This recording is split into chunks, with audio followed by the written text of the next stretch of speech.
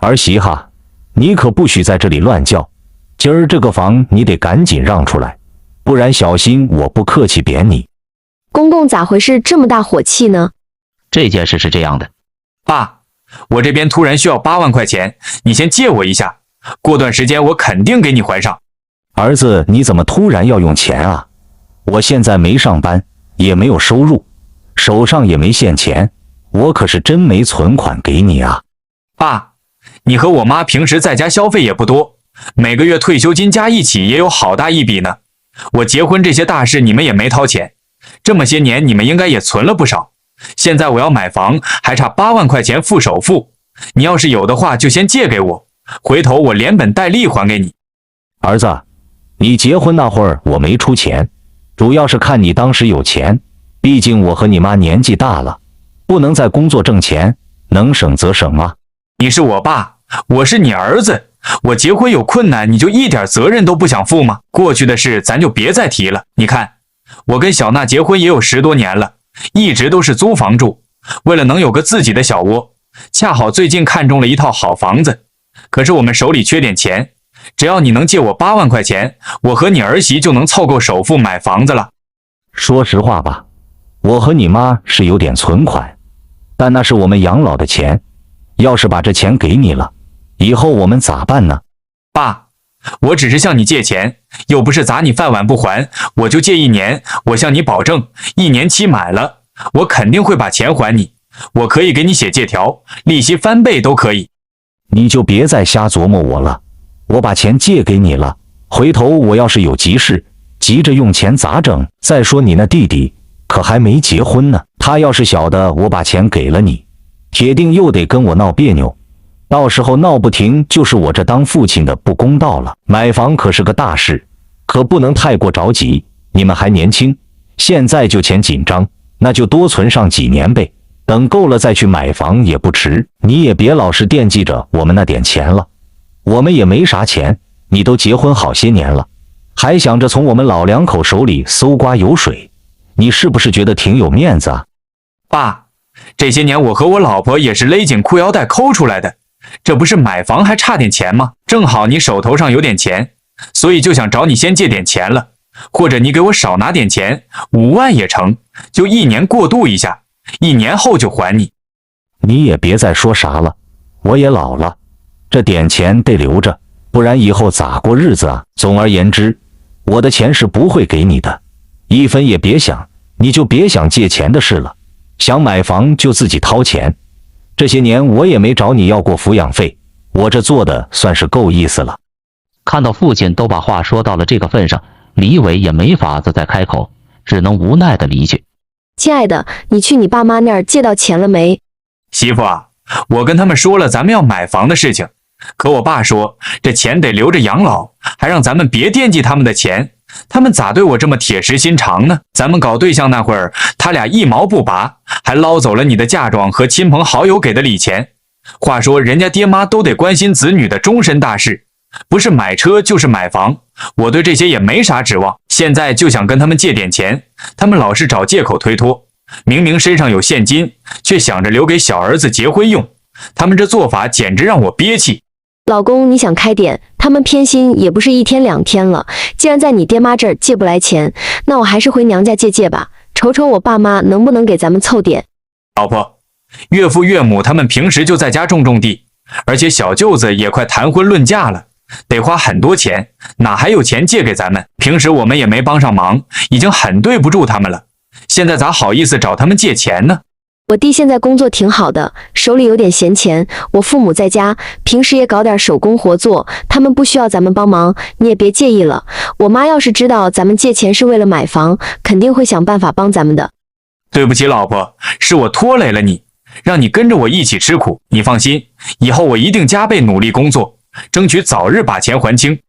第二天，老婆就从娘家那边借到了8万块钱，想着孩子买房后日子可能会紧巴，丈母娘又多给了女儿3万块钱当零花钱。就这样，俩口子顺利的买下了看好的那套新房。1年后，房子终于弄好了，谁料想1年都没联系过的公婆突然找上门来了。儿媳妇，恭喜恭喜呀！你们小窝整得这么漂亮，我稀罕的不得了哟。耳报神啊，我新家刚装修好，你就立马知道了。不过目前房子还不能住进来，3个月后等味道散去了，咱们就搬进来。到时候我得办个乔迁宴，到时你和公公也过来热闹热闹。好好好，那我就等着你的喜讯了。对了，儿媳妇，今儿不是礼拜天吗？我儿子咋不在家呀？他出去打零工了。阿伟现在每天都是早出晚归，想多赚点钱贴补家用。是这样的，儿媳妇，我们今天过来还有一件事跟你唠叨。有事你就直接说，我这马上也得去打零工。我们买房借了我娘家不少钱，现在得赶紧还上才行。我和李伟2人天天都得打好几份工。那我就直说了，你小叔子找了个对象，我们想早点让他们确定下来。前几天我和女方父母谈过了，聊了聊，女方那边对车没要求，但婚房必须得有。儿媳妇，你说我家哪买得起房啊？不然当初也不会让你们租房子了。这个是把我和你公公愁的呀，吃也吃不下，睡也睡不好，人都瘦了一圈了。我们实在是不知道咋办了，所以才来找你看看有啥好主意。这种事你得跟女方家坐下来好好说说，2家家长各自凑点钱，一块给小两口买套房，不就成了吗？你说的真是轻松，女方家在农村，家里也是穷得叮当响，下面还有2个弟弟，哪还有钱给闺女买房啊？他们看女儿以后嫁过来吃苦，所以要求我们男方务必准备一套房作为保障。既然人家都愿意把女儿嫁给我们家，就这一个条件，我总不能驳人面子吧。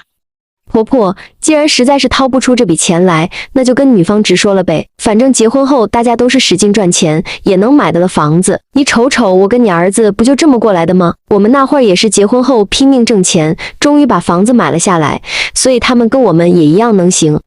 儿媳妇，我不就是想让他们也有个自己的窝吗？可我实在是拿不出这么多钱，所以我希望你和阿伟能出钱帮一把你小叔子，他年纪也不小了。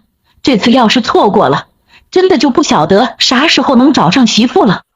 婆婆，咱们都是一家人，只要手头宽裕了，一定会支援小叔子的。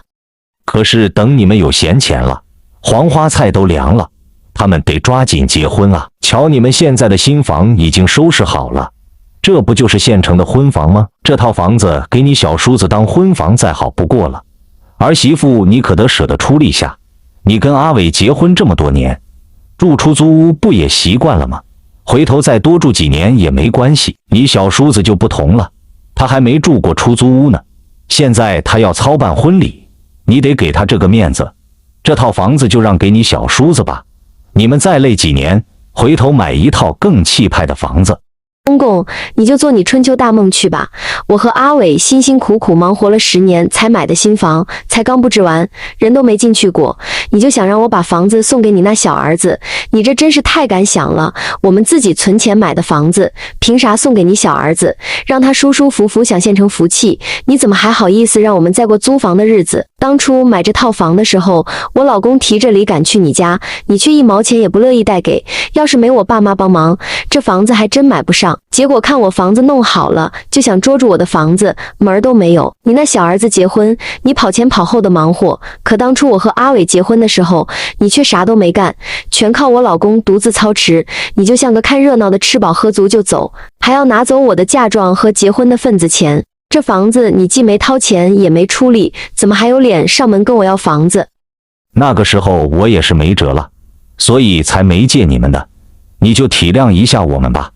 你小叔子工作不咋地，也赚不到啥钱，我们的退休金平时都贴补给他了。再说你们都已经结婚了，当初你小叔子连个女朋友都没有，我们总要替他多想想吧。我真是够艰难的，2个儿子的压力你是不会懂的，总得有所取舍，你快别啰嗦了。你难不难跟我没关系，这房子谁也捋不走，别一天到晚想着占便宜，有时间琢磨如何算计别人，还不如让你那小儿子好好干活，赚大钱自己买房呢。我都已经放下身段，和颜悦色地跟你商量了，你还蹬鼻子上脸了不成？我告诉你，这房子今天由不上你，你扭不过我，不交也得交。我儿子可是一家之主，你说的不算数，我儿子肯定会帮他弟弟。这房子可是我们夫妻俩的共有财产，我一个人还真说了不算。只要我不点头，你那儿子也没资格送房子给你们。公公婆婆见小娜这么硬气，只好找上大儿子李伟，绕过了小娜，从李伟那儿偷走了钥匙，然后带着小儿子和未来小儿媳住进了新房。无论小娜怎么劝，怎么闹，他们就是赖着不走。忍无可忍的小娜决定在小叔子结婚那天让他们尝尝苦头。那么接下来，小娜究竟该如何应对呢？下集更精彩。